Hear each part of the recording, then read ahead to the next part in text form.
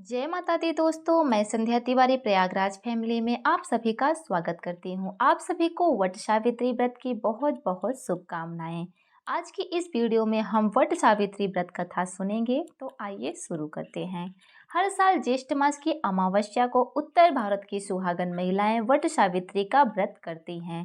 भद्रकाल के एक राजा थे, उनका नाम अश्वपति था। भद्र देश के राजा को कोई संतान नहीं थी। उन्होंने संतान प्राप्ति के लिए वेद मंत्रोच्चारण के साथ प्रतिदिन 1 लाख आहुतियां दी। 18 वर्षों तक यह क्रम जारी रहा। इसके बाद उन पर कृपा हुई और उनके यहाँ एक सुंदर कन्या ने जन्म लिया। उस कन्या का नाम सावित्री रखा गया। कुछ दिनों में सावित्री बड़ी हो गई और बहुत ही रूपवान हो गई। उसके योग्य कोई वर नहीं मिल रहा था। वर ना मिलने की वजह से सावित्री के पिता बहुत दुखी थे।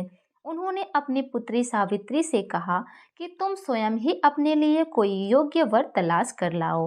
सावित्री अपने पिता की आज्ञा पाकर अपने लिए वर ढूंढने के लिए निकल गई। सावित्री तपोवन में भटकने लगी। वहां उसे साल्व देश के राजा धूम्रसेन मिले। क्योंकि उनका राज्य किसी ने छीन लिया था, इसलिए वह वहीं रहते थे। उनके पुत्र सत्यवान को देखकर सावित्री ने पति के रूप में उनका वरण कर लिया। इसके बाद सावित्री घर लौट आई। सावित्री जब घर पहुंची तो उसने अपने पिता के साथ नारद ऋषि को देखा। पिता के पूछने पर उसने बताया कि उसने साल्वदेश के राजकुमार सत्यवान को अपना पति स्वीकार कर लिया है। जब नारद मुनि को यह बात पता चली तो उन्होंने कहा कि हे राजन, यह आप क्या कर रहे हैं? सत्यवान गुणवान है, धर्मात्मा है और बलवान भी है, किंतु उसकी आयु बहुत ही कम है। वो अल्प आयु है। 1 वर्ष के बाद ही उनकी मृत्यु हो जाएगी। ऋषिराज नारद की बात सुनकर अश्वपति राजा खूब चिंता में डूब गए। उन्होंने सावित्री से कहा, पुत्री, तुमने जिस राजकुमार को अपने वर के रूप में चुना है वह अल्प आयु है। तुम्हें किसी और को अपना जीवन साथी बनाना चाहिए। इस पर सावित्री ने कहा, पिताजी, कन्याएं अपने पति का एक ही बार वरण करती हैं। राजा एक ही बार आज्ञा देता है और पंडित एक ही बार प्रतिज्ञा करता है और कन्यादान भी एक ही बार किया जाता है। सावित्री हठ करने लगी और बोली, मैं सत्यवान से ही विवाह करना चाहती हूँ। जब सावित्री नहीं मानी तब राजा ने सावित्री का विवाह सत्यवान से कर दिया। सावित्री अपने ससुराल जाकर अपने सास ससुर की सेवा करने लगी। धीरे धीरे समय बीतने लगा। नारद मुनि ने सावित्री को पहले ही सत्यवान के मृत्यु के दिन के बारे में बता दिया था।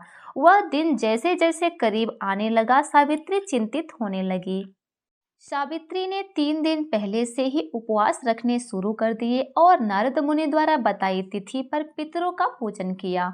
हर दिन की तरह सत्यवान उस दिन भी लकड़ी काटने जंगल चले गए। साथ में सावित्री भी गई। जंगल में पहुंचकर सत्यवान लकड़ी काटने के लिए पेड़ पर चढ़ गए। उसके सिर में तेज से दर्द होने लगा। दर्द से व्याकुल होने के कारण सत्यवान पेड़ से नीचे आ गए। सत्यवान के सिर को गोद में रखकर सावित्री सत्यवान के सिर को सहलाने लगी। तभी वहां यमराज आते दिखाई पड़े।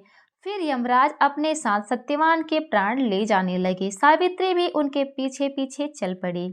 यमराज ने सावित्री को समझाने की कोशिश की, यही विधि का विधान है, वह घर लौट जाए, पर सावित्री नहीं मानी और यमराज के पीछे चलती रही। तब सावित्री ने यमराज से कहा कि मैं सत्यवान को ले जाने नहीं दूंगी। सावित्री की निष्ठा और पति परायणता को देखकर यमराज ने सावित्री से कहा, हे देवी, तुम धन्य हो, तुम मुझसे कोई भी वर मांग लो।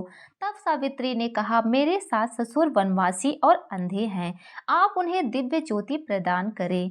यमराज ने कहा, ठीक है, ऐसा ही होगा, जाओ, अब यहाँ से लौट जाओ। लेकिन सावित्री अभी भी अपने पति के सत्यवान के पीछे पीछे चलती रही। यमराज ने फिर कहा, देवी, तुम वापस क्यों नहीं लौट जाती? तब सावित्री ने कहा, भगवान, मुझे अपने पतिदेव के पीछे पीछे चलने में कोई परेशानी नहीं है। पति के पीछे चलना मेरा कर्तव्य है। सावित्री की यह बात सुनकर यमराज ने उन्हें एक और वरदान मांगने को कहा। सावित्री बोली, हे मेरे सास ससुर का राज्य छिन गया है और उन्हें वह वापस मिल जाए। यमराज ने कहा, यह वरदान भी मैं तुम्हें दे देता हूँ, और कहा, अब तुम घर लौट जाओ। लेकिन सावित्री पुनः पीछे पीछे चलती रही। सावित्री को पीछे आता देख यमराज ने तीसरा वरदान मांगने को कहा और कहा कि इसके बाद तुम अवश्य ही अपने घर लौट जाना। तब सावित्री ने संतान और सौभाग्य का वरदान मांग लिया। यमराज ने कहा तथास्तु।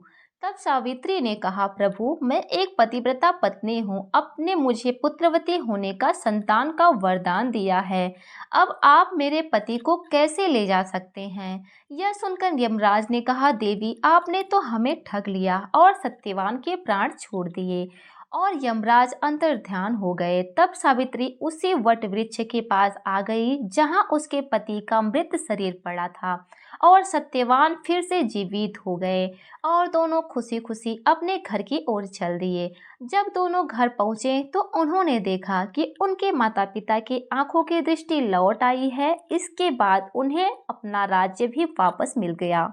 इस प्रकार सावित्री सत्यवान सुखपूर्वक जीवन व्यतीत करने लगे। दोस्तों, यह थी वट सावित्री व्रत कथा। इस व्रत कथा को सुनने अथवा पढ़ने से और व्रत करने से वैवाहिक जीवन या जीवन साथी की आयु पर आया कोई भी संकट टल जाता है।